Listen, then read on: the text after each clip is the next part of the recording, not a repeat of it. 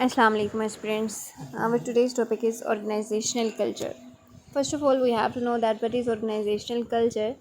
It is a common perception that a shared meaning held by organization members. It's known as organizational culture. यानी जब आप किसी organization में काम कर रहे होते हैं तो उसके इर्द गिर्द के का माहौल क्या होता है, वहाँ का कल्चर क्या है, रहन सहन क्या है, उठना बैठना क्या है, उसके मेंबर्स का बिहेवियर क्या है, सारी चीज़ें जो है इसके अंदर इन्वॉल्व होती हैं। 7 कैरेक्टरिस्टिक्स ऑफ ऑर्गेनाइजेशनल कल्चर, 7 चीज़ें हैं जो किसी भी ऑर्गेनाइजेशन कल्चर को जो है वो डिटर्मिनेट करती हैं।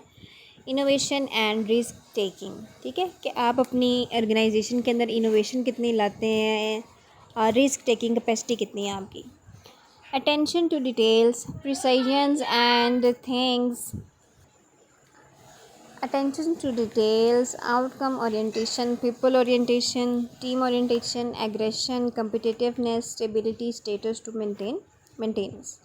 Culture is a descriptive term in which we have to divide organizational into different terms, dominant culture and subculture. Subculture का क्या मतलब है कि माइनर, यानी कुछ लोग होते हैं उनकी वैल्यूज़ कुछ और होती हैं, दूसरे लोग हैं उनके एडिटिव वैल्यूज़ हैं, कोर वैल्यूज़ हैं, तो ये सारी मिल के करेक्टरिस्टिक्स को डिटर्मिनेट करते हैं।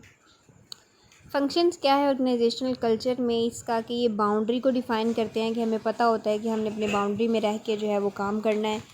जनरेशन कमिटमेंट होती है कि हमने एक चीज़ के साथ कमिटमेंट की है कि हमने वो चीज़ फुलफ़िल करनी है, डिक्रीज़ करनी है। एम्बिग्यूटी को sense making control mechanism that directs the behaviour of employees.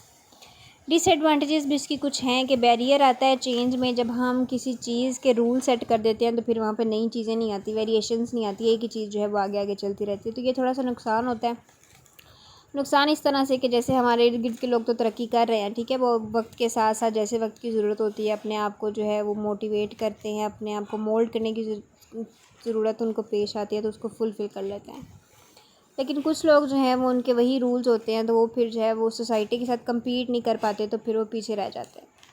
Barrier है डाइवर्सिटी का, जब आप एथनिक ग्रुप्स, रिलीजियस, जेंडर्स वगैरह का डिफरेंस आ जाएगा तो ये भी एक चीज़ जो है रुकावट पैदा करती है आगे प्रोग्रेसिव वे के अंदर मूव करने में। Barrier to mergers and acquisitions, culture compatibility is always the primary concern during mergers. So now here question arises that how organisation culture forms, कि बनती कैसे हैं। सबसे पहला स्टेप है इसका beginning of culture. The founder of an organisation traditionally have a major impact on organisations early culture. Bill Gates is aggressive and competitive and discipline and so is the Microsoft, ठीक है, तो जिस तरह का बंदा होता है उस तरह की वो चीज़ बनाता है।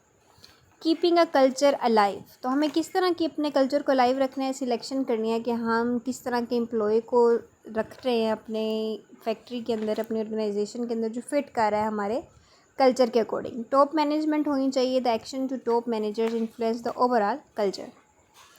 Socialisation, the process that adopt new employees to organisation culture, इसके 3 स्टेजेस हैं। प्री अराइवल, यानी जब वो आ रहा है उसके आने से पहले क्या चीज़ें थी।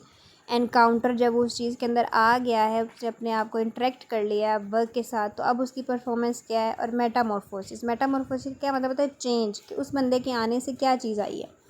मेटा का मतलब होता है दरमियानी और मॉर्फोसिस क्या है कि चेंज हो रही है शेप, यानी किसी बंदे को आपने न्यू हायरिंग की है तो उसके आने से आपके ऑर्गेनाइजेशन के अंदर क्या डिफरेंस आया है, उसने तरक्की की है या फिर पहले से उसकी प्रोग्रेस कम हो गई है, क्या चेंज आया है, सब कुछ देखना पड़ता है।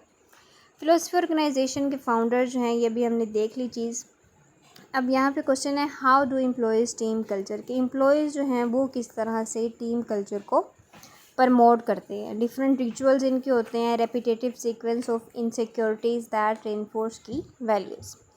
लैंग्वेज का बहुत रोल होता है, specific jargons, abbreviations, keywords and titles. Material symbols, privileges, facilities that differ with ranks, तो जिस बंदे का जो रैंक होता है उसके अकॉर्डिंगली वो वर्कआउट करता है। सो यहाँ पे आपको कोई क्वेश्चन हो तो आप कमेंट सेक्शन में मुझसे पूछ सकते हैं, तो बाकी जो है वो नेक्स्ट वीडियो के अंदर हम डिस्कस करेंगे। सी यू लेटर, अल्लाह हाफिज़।